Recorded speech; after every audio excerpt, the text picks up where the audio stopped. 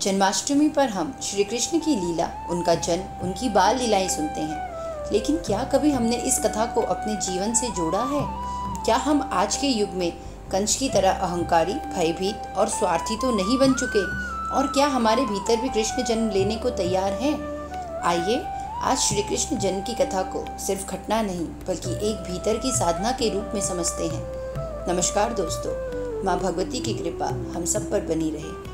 मथुरा नगरी, जहाँ कभी धर्म और प्रेम का वास था, आज अत्याचारी कंस का शासन है। कंस को आकाशवाणी हुई, जिस बहन को तू आज विदा कर रहा है उसका 8वां पुत्र ही तेरी मृत्यु का कारण बनेगा। भय से कांपते हुए कंस ने देवकी को मारने का विचार किया, परंतु वासुदेव ने वचन दिया कि देवकी के हर बच्चे को मैं तुम्हें स्वयं सौंप दूंगा। कंस ने उन्हें जीवित तो छोड़ दिया, लेकिन कैद कर लिया।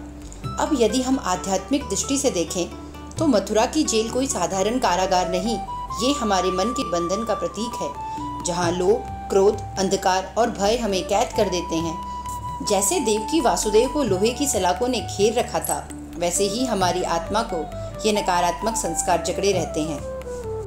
कंस हमारे भीतर का अहंकार है, जो जानता है कि सच्चा आत्मज्ञान आने पर उसका अंत हो जाएगा।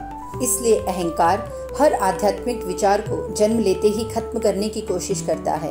अपने अहंकार को पहचानना और धीरे धीरे समाप्त करना ही आध्यात्मिक जन्म की पहली शर्त है। देवकी का अर्थ है दिव्य ऊर्जा की जननी। वो हमारे भीतर की शुद्ध निर्मल चेतना है, जो परमात्मा को धारण करने की क्षमता रखती है। लेकिन जब ये चेतना अहंकार अर्थात कंस के बंधन में आ जाती है, तो इसे अपने दिव्य स्वरूप को प्रकट करने में कठिनाई होती है। वासुदेव हमारे भीतर के विवेक, ज्ञान और सत्य का प्रतिनिधित्व करते हैं। ये वही शक्ति है जो परिस्थिति कितनी भी कठिन हो, हमें सही दिशा में आगे बढ़ाती है। वासुदेव ने श्री कृष्ण को जेल से बाहर निकालने के लिए यमुना पार की। ये दिखाता है कि विवेक कठिनाइयों के बीच भी हमें दिव्यता तक पहुंचा सकता है। कंस देवकी के 6 पुत्रों को निर्दयता से मार देता था।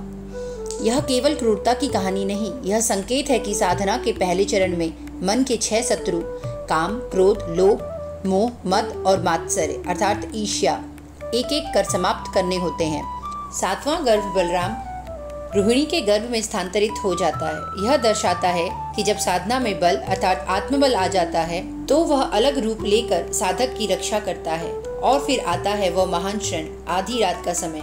आधी रात केवल समय नहीं, यह संकेत है जब मन पूर्णतः शांत हो जाता है, सभी विचार, सभी हलचल थम जाते हैं। तभी भीतर के परमात्मा का प्रकाश जन्म लेता है। देवकी के गर्भ से स्वयं श्री कृष्ण प्रकट होते हैं।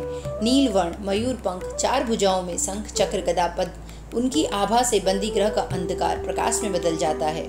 वासुदेव बालकृष्ण को टोकरी में रखकर यमुना पार करने निकलते हैं।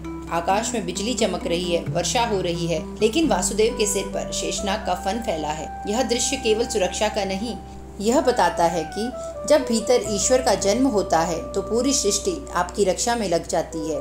यमुना का मार्ग खुलना इस बात का प्रतीक है कि भक्ति में गहराई तक उतरने पर जीवन की सभी बाधाएं अपने आप हट जाती हैं। वासुदेव गोकुल पहुंचते हैं और नंद बाबा के घर यशोदा के यहाँ जन्मी कन्या के साथ अदला बदली कर देते हैं।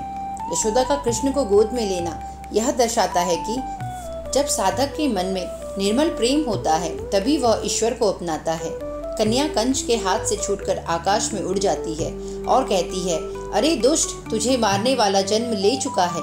यह चेतावनी केवल कंस के लिए नहीं, हमारे भीतर के अहंकार के लिए भी है कि ईश्वर के प्रकाश के आगे अहंकार टिक नहीं सकता।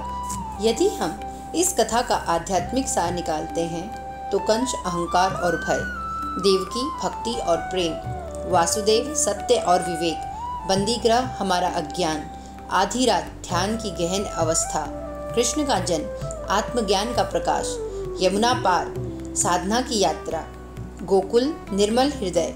जब हम मन के भीतर के अंधकार को शांत करते हैं तो वहीं जन्म होता है कृष्ण का, प्रेम का, सत्य का और मुक्ति का। तो यह केवल एक पौराणिक कथा नहीं, यह हमारे भीतर घटने वाली यात्रा की कहानी है। कृष्ण जन्म हर वर्ष जन्माष्टमी पर ही नहीं बल्कि हर उस क्षण होता है जब हम अपने भीतर के कंस को हराकर भक्ति के द्वार खोल देते हैं। क्योंकि जब मन शांत होता है, अहंकार समाप्त होता है, तभी भीतर से एक मधुर बांसुरी बजने लगती है और वह बांसुरी कोई और नहीं, स्वयं कृष्ण की पुकार होती है। आज के लिए बस इतना ही। हरिओम तत्सत।